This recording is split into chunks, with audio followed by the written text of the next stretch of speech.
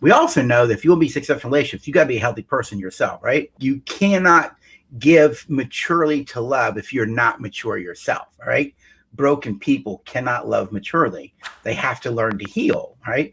And if you don't heal, you don't transform yourself, then you're going to transfer your pain onto other people. It's just the way life is. Today, what we're going to do is we're going to be talking about the 4 horsemen of the apocalypse. The 4 horsemen of the apocalypse. No, we're not talking about the 4 horsemen mentioned in the New Testament book of Revelation. Dr. John Gottman is probably one of the most prolific researchers on marriage to date. His work was brilliant, actually is brilliant, and many people are being Gottman certified, in terms of doing his model of therapy. His work was based off research and science, and he actually had couples in what he called his love lab there in Seattle, Washington, and a couple would come in, move in this apartment for a weekend. They would live there. Cameras everywhere. Students are monitoring. They're hooked up to measuring their heart rate, those kind of things. And they would watch their interactions. And from all these couples that come in and live there, those kind of things, they were able to make some great decisions about what makes a great marriage. But one of the things they actually found out was there are 4 traits. These 4 traits actually predict divorce 93%. Gottman says, if I see these 4 traits in a relationship with 93% accuracy, he can predict their divorce. He called those 4 things, because they're so destructive, the 4 horsemen of the apocalypse. Nobody gets married to be miserable. Let's be honest about that, right? Now, I didn't get married to be miserable, but I grew up in a broken home, and so did Luella. We never saw healthy marriages. They weren't modeled for us because the parents who raised us didn't know how to have healthy marriages themselves. And so because they never saw it modeled, I never saw it modeled, and they probably didn't either, then they couldn't give us the very things that we needed within ourselves in order to create a healthy marriage as adults. I had to learn it as a young adult, in my late 20s, early 30s. You see, I'm 59 now. And so I have a really strong, healthy marriage.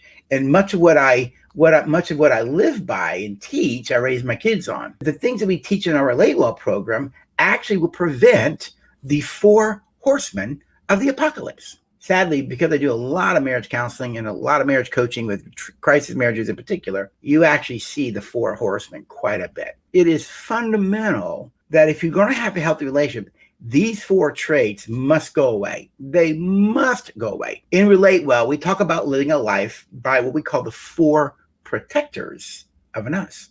You see, the 4 horsemen kill an us. The 4 protectors protect the us.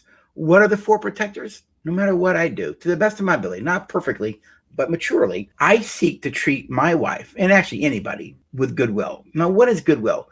Goodwill is no matter what I do, I don't seek to hurt you, harm you, put you down, invalidate, or neglect. You see, whenever you treat someone like that, that's ill will. And love never treats people ill will. But if you want to treat people ill will, feel free. Don't complain about what you get, because you do reap what you sow. It's the idea of the law of attraction. Angry people attract anger. Angry people. The second of the 4 protectors is respect. Respect is about honoring and valuing another person. In other words, no matter what I do, I don't want to be controlling, manipulative, tearing Luella down by calling her names. All that's disrespectful. And love is never, ever, ever disrespectful. The third word that I live by, to the best of my ability, in the 4 other 4 protectors, is empathy. Empathy, yes, is about stepping into somebody else's shoes in a sense and feeling what they feel. But I'd say it's a little broader than that. I also argue you have empathy with someone when you show that you care. I can care about how you think and feel. I can care about your perspective. I can care about how I came across. Why? Because of empathy. Empathy says, I can understand it from your perspective.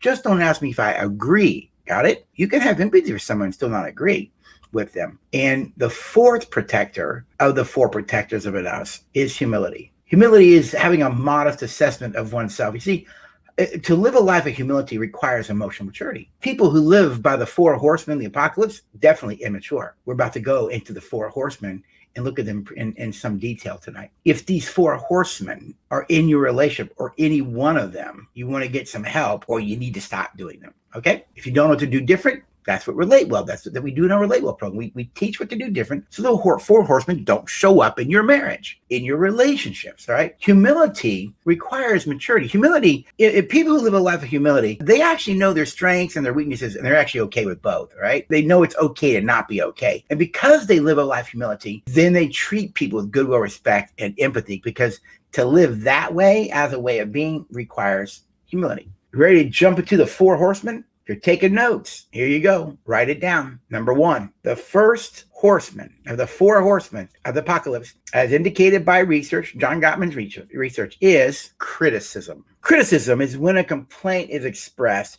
as a character flaw. This is when you attack your partner's personality or their character, usually with the intent of making you right and them wrong, making someone else right and them wrong. So when you intentionally work to tear them down, to criticize who they are, you'll see criticism in things like this. You always, you never. Well, you're the type of person who would, why can't you do these things? Why do you have to be this way, et cetera, et cetera. Criticism has so many different forms to it. It comes across as loving. I'm not really sure why you need to gain so much weight. What you're really saying is you're fat, and they know that. It's okay to share things you think and feel, but you have to do it with goodwill and respect. Criticism does not. Criticism, remember, it's a complaint that you have, but it's expressed as a character flaw, that somehow this person is broken and flawed in their life, flawed in their personality, flawed in their thinking, flawed in their feelings.